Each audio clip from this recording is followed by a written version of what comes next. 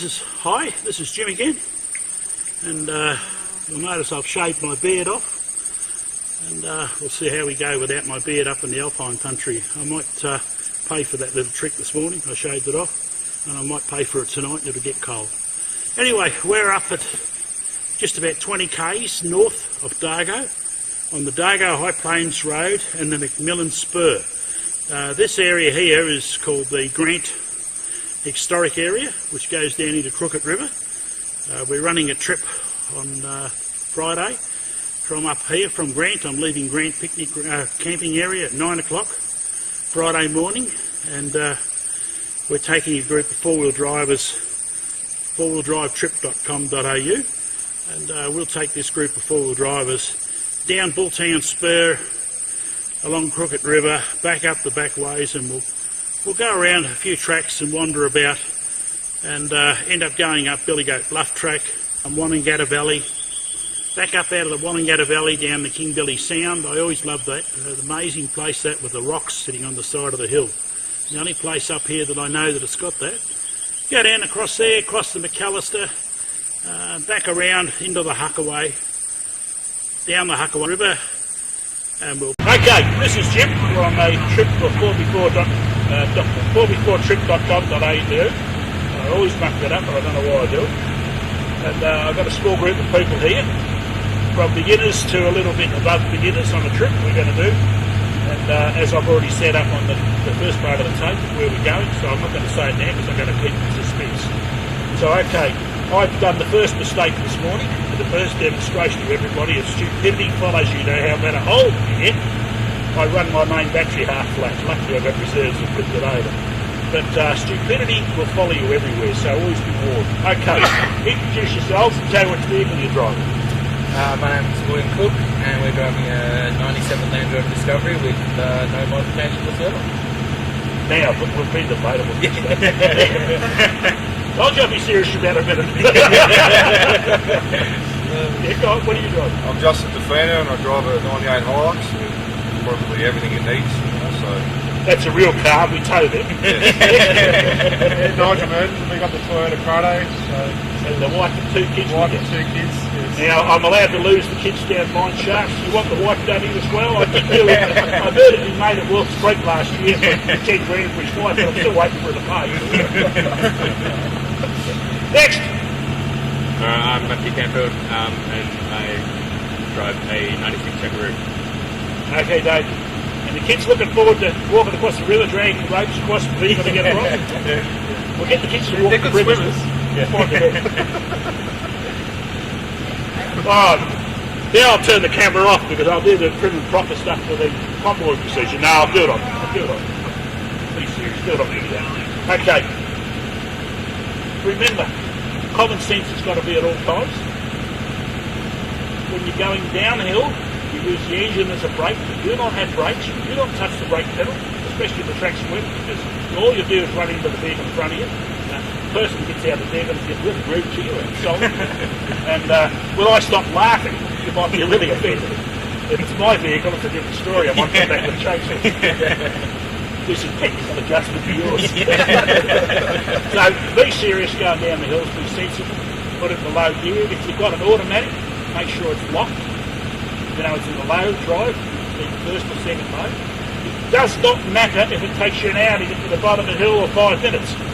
When you get to the bottom of the hill, you're in one piece still, you haven't beat nothing. It was a good trip down the hill. It's also a good trip up the hill. When you get to the bottom of the hill, right, make sure you use radio procedures all the way down. As you get down across, you go down. I call them speed humps, but they're actually washaway ditches they put in. And these washaway ditches will drain the water off the track when they're going down. If you want to stop on the way down and get a camera shot, right, pull up with the nose pointing up on the ditch. I mean, it won't be too bad today, it's a bit dry, but it's a good trick. Pull up with it where his nose is sitting on the ridge, and you stop there, you see the other vehicle in front of you, wait till he disappears out of sight, then keep going again. Because not only can you run into the back of people, but you send rocks bouncing down the track, and that gets rather annoying when they come through your back windows, and it makes it cold weekend. And we won't talk from experience here. Okay, when you get out of the creeks, I don't know who's done creek crossings and who haven't done creek crossings. I I haven't really looked at all the brakes in the vehicles. If you've got drum brakes, it's a slightly different set of rules than it is if you've got disc brakes. I've got a combination of drum and disc. Whilst we're on the flat country down there, when you've been in a river and you come out, you have no brakes. They're full of water. They won't work. Right, so if you're going to go up a bit of a hill or down a bit of a hill, just put your foot gently on the brake pedal and just hit the power and drive for a couple of seconds. You'll find they warm up. Once they warm up, they evaporate the water out of it. But if you're going in and out of river crossing continuously, it's a bit stupid to do that. Just accept the fact you've got no brakes and take practical precautions. When you go across a river, there's three things you must always do. Pick your course before you go across, preferably watch the idiot at the front, because he's the one that gets stuck if you're watching that, but not you. That's always better. Watch them going across. Remember, if you've got an automatic, it's a bit different, but if you've got a manual, the minute you push your clutch pedal in, the clutch brake fills with water. And if you reckon the brakes don't work, you want to see where that's clutch. And all you do then is you cook the clutch further. You put a shiny face on it, and that's a couple of grand heavy with it comes up and security and fire with everything. So don't put your foot in the clutch. In other words, once you get in, don't change gears. Keep it in the second. Use the second load for the automation. These ones down here, I just drive through them in high gear and do the drive, but I'll get the proper load. So go to low, drive through the second load.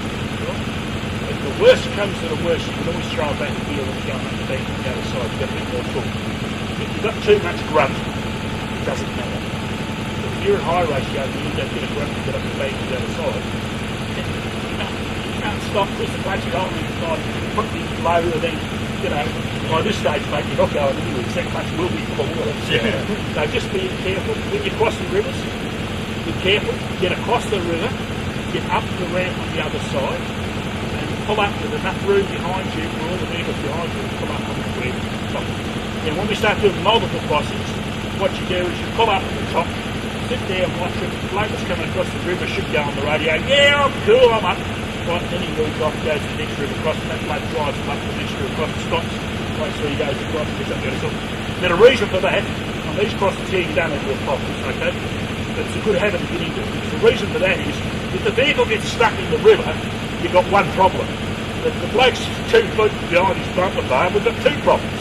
And if there's another one, there's 3 problems, right? And he gets to the point where he gets across and get everyone out. You know what I mean? So don't go in until the other guy's out.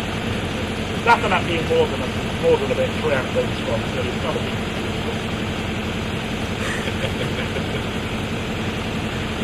Is that poker face, wasn't it? Now, have fun. Right? Remember, when we get to a junction, any junction in the road, pull up, and if the vehicle behind you flash your headlights at it, or tell him on the radio, okay, I can see them. Right? Whatever you do, don't leave that intersection for this thing.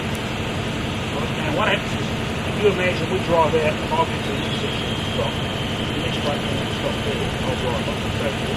Eventually going to get to the stage where we're doing this better, and I want that to put back in the road, you want that to hear that, I want that to hear.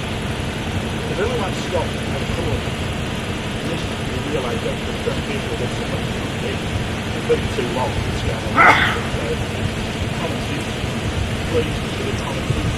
Now, all mine shafts and everything else, any mine shafts throwing children down to the development wives, do not photograph. Do not take GPS readings to the nuggets in case you work. And make sure you have your mobile phone turned on because the GPS system will tell you you're using that exactly. I told you I wouldn't be serious for too long. Righto, when we leave here, I don't know if you've aired down your tyres. I've aired down to 30 odd pounds. That's dear enough. When we're up in the mountains up here, climbing up down the mountains, because it's an old gold mining area, a lot of the rocks have got square corners on them. That is sharpie. No, they don't.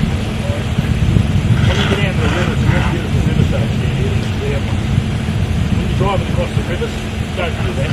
Don't do it. Come on top of the wheel. Put your thumb in the wheel. I'm sure you don't wheel happen. Very not nice. Especially, mate. Rubber birds. So that's stupid, right? If you beat the car, or you get stuck, stop, have a think about what you've done. Don't sit there revving or anything out and not really get it. If you keep yourself right in, I'll come back and throw a shot at you and go, like that. The fellow was, you're stupid, I'll let you get stupid. So anyway, let's have some fun. Now, who's coming in the back? You want to go to the back? You've got the back position. I'll go to the back. And don't forget, one of the tricks I always do when I'm up there, I've already put my rescue kit in my front seat of the car, front on the floor. What happens is, you have it in the bag.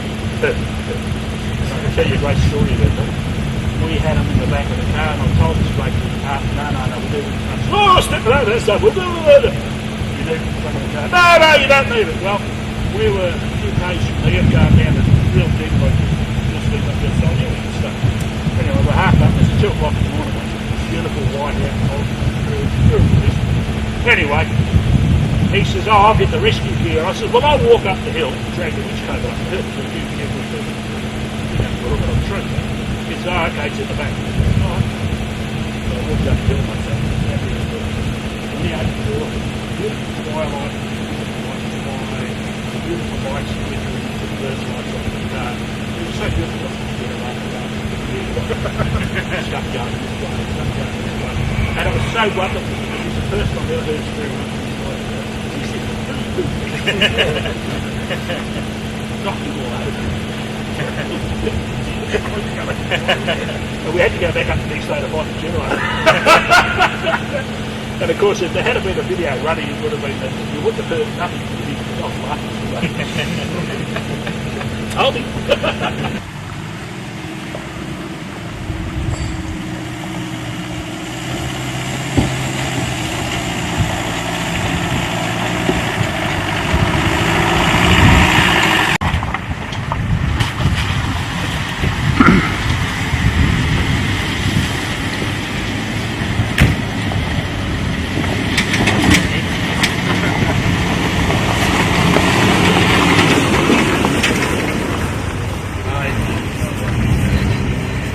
Water out very well, and obviously this vehicle here had to drain a little bit after just one little river crossing. I wonder how it's going to be at the other end. In the Cricket River.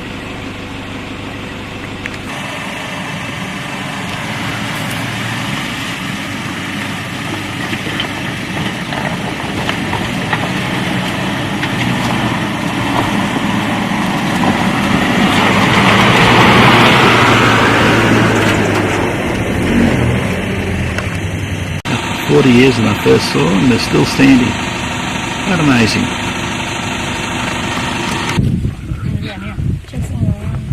And then did tell you come out? Let's see if I got this good picture.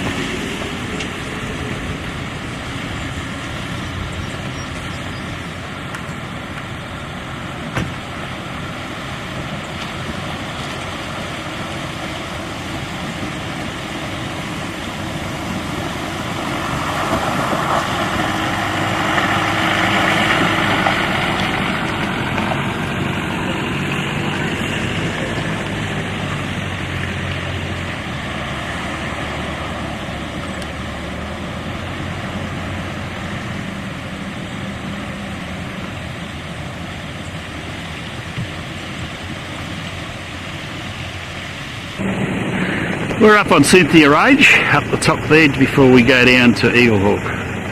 And that's the view. Beautiful. And I haven't lost anyone yet. We have lost a number plate. We haven't lost anyone yet. Yeah, they're all coming. They're all coming. Of course, it's on a Land Rover and it's a number plate missing. He's telling me that. It's probably not registered, but we won't say that.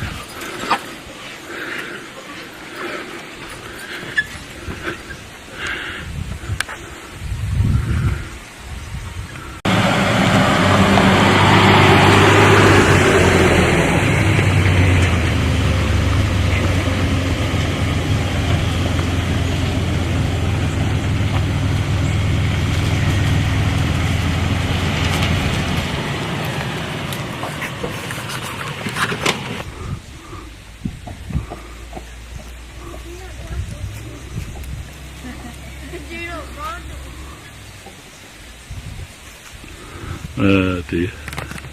I'm shaking it for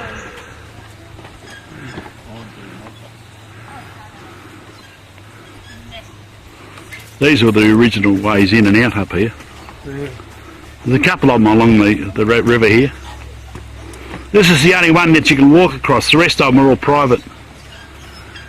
I'm going to give you a fine this day. I said I'm going to give you a fine for speeding.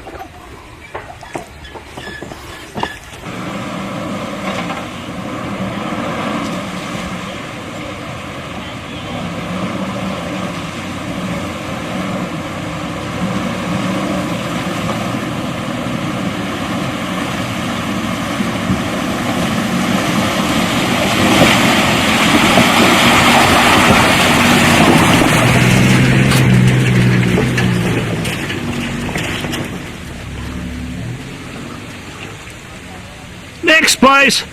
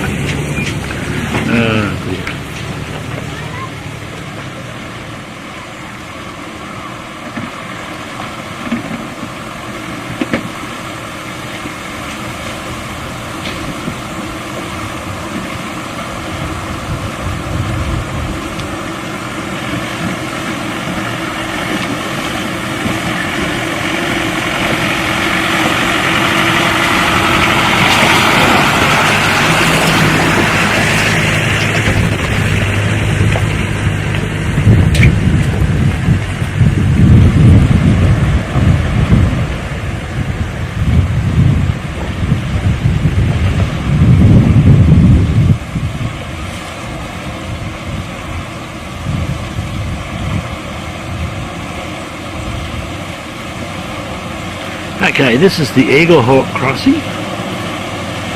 and we're heading towards the west across the crossing.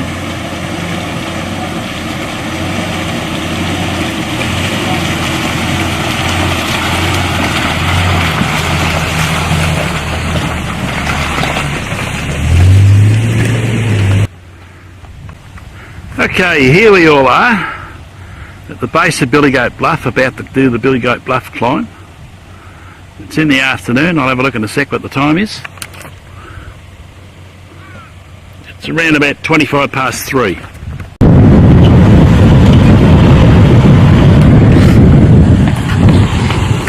see what I mean about the narrow bit, don't you? Hey? It's narrow there, yeah. Now, if you can see down the side, you'll be packing yourself.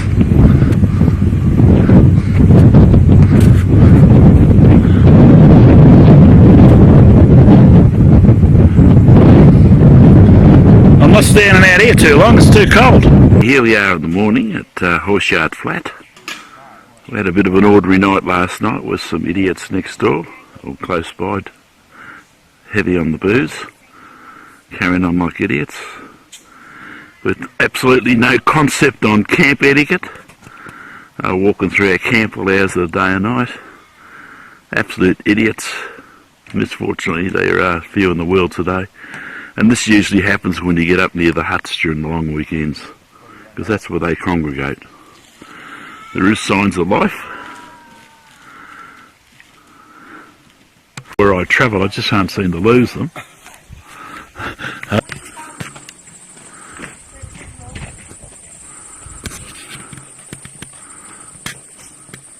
The new family homestead. That's coming out of my shoes. I'm gonna go to sleep good night. See the roof's starting to bend. A long time since I've been in here. No.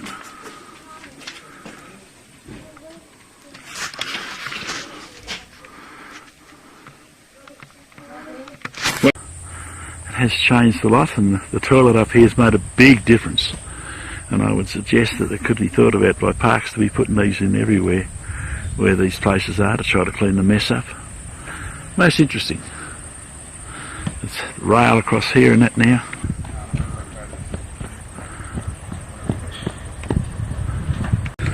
Okay, we're in the Wanagata Valley at the old Wanagata Stockman's hut. Has been painted up and that. But I would seriously question the vehicles access right up to the edge of the hut. I believe it should be ended. They should be moved away. Go on then.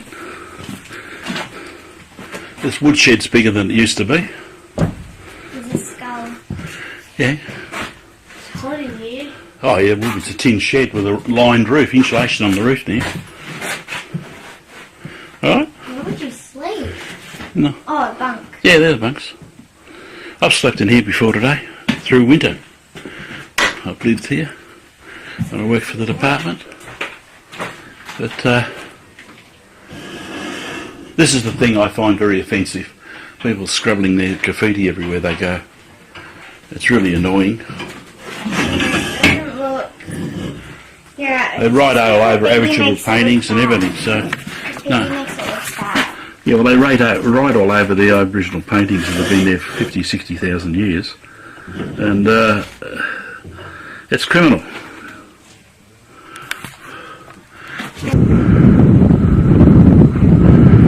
Changed a bit. Step layout. That's her there. And I believe it was that bedroom there that the murder took place in. And then they took him up Dry Creek, or Dry River, which is up over there, and the body was buried up there. Patiently waiting for have a chat. Oh dear, we're having fun, guys. We're all having fun. The Range Rover's falling apart more, and the Jackaroo headlight fell off, but nothing apart from that. I really appreciate the English design on Land Rovers. It's so excellent how it puts the wiring in outside where you can get at it so you can fix faults easy. Yeah. It is such an excellent idea. Okay, this is the way you mount the CB radio. It is excellent, it works quite well, and I really can't criticise because I use Velcro strip to hold the phone up there at times. But it works. With you and I travelled about. You'll notice the toolbox is open. It's being used to fix the Jackaroo. You know, these cars, they just can't go anywhere without the Toyota. And as you notice, it takes 3 consultants to fix it. But it was only the pools and the equipment that carried in the Hilux as spare parts for these vehicles, of course, that managed to keep the vehicle on the road. And this is the other one that's on the trip over here. This is called a Range Rover, and you have seen inside earlier. But they need Toyotas to keep them going.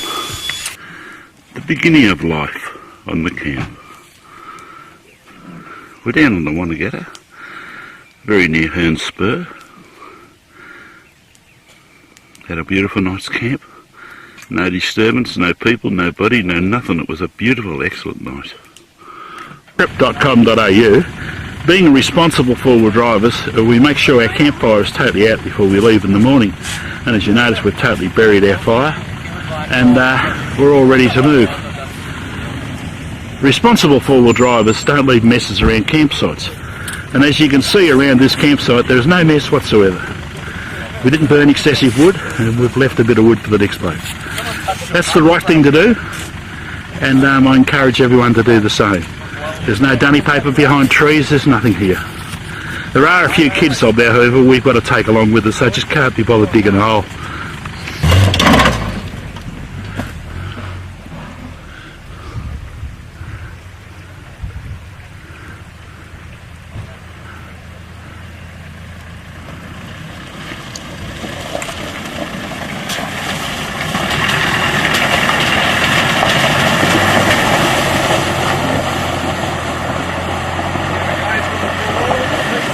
Don't keep going, it's too deep.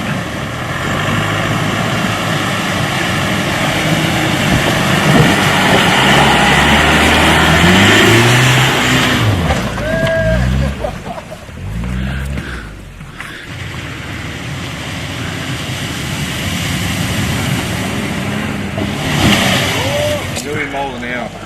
Oh yeah.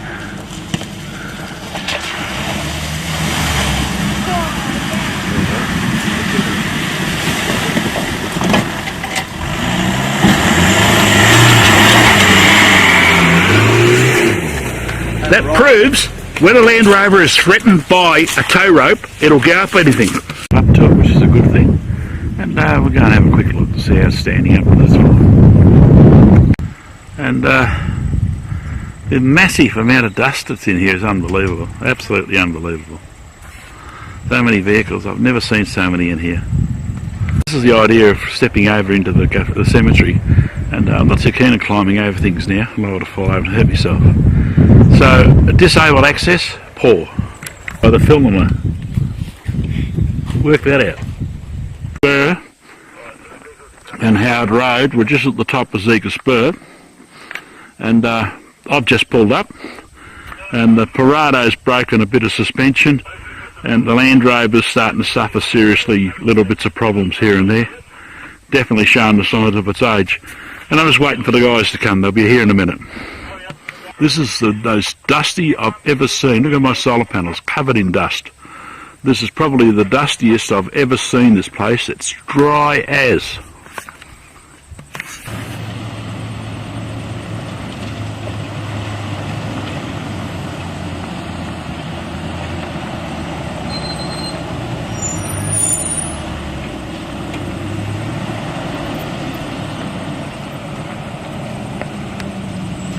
Now, they can't say I didn't bring them back up onto a decent road. I'm leaving and I'll go home now. Okay, that's it. Okay, and there's the rod up the top there. Yeah, you can see it perfectly in the camera. Okay, no big deal. We don't bother filming the Land Rover because, you know, I'd be there for 4 or 5 hours and I don't think I've got enough memory cards.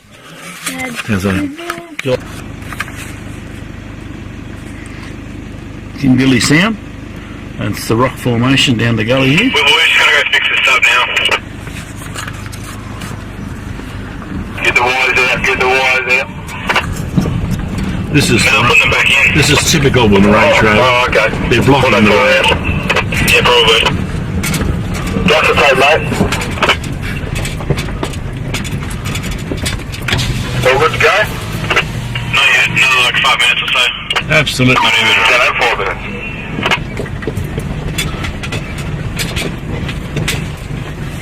Oh, push. Yeah, good idea. Watch his legs.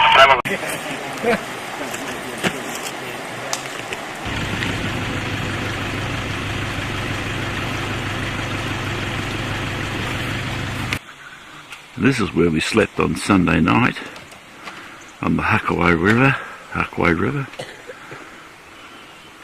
The guys are all spread out amongst all these other cars. This is what happens when you run a trip with 4wdtrip.com.au. All these hanger-ons seem to follow you around and try to join you to have the excitement.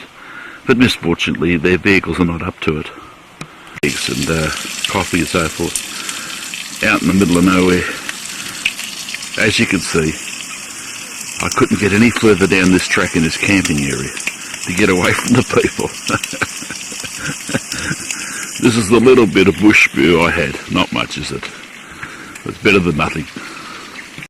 I believe the name is a Land Rover. Misfortunately, this thing died at this spot in about 2 minutes' time. Through the window. That's the only way to get into it. And it must be really hard when they have to start it because they have to get out and wind the spring up. Vehicles. This is the reason I don't go over Land Rovers. Take them up a dirt road, everything falls out of the dashboard. And underneath the car at the back there, don't follow them because there's bits falling on the ground. And the bolts don't matter, but it's the bits that are hanging onto the bolts that might give me a flat tyre. Sit up on top of a stump and you look down at the tent and you say, hurry up now, fold up. And then you sits up there and calls out to Dad, where's the remote control to make my tent fold up? And Dad yells back, you've got to fold it up yourself. Sits up in the chair. It is a shame, the child's still sitting there and we left.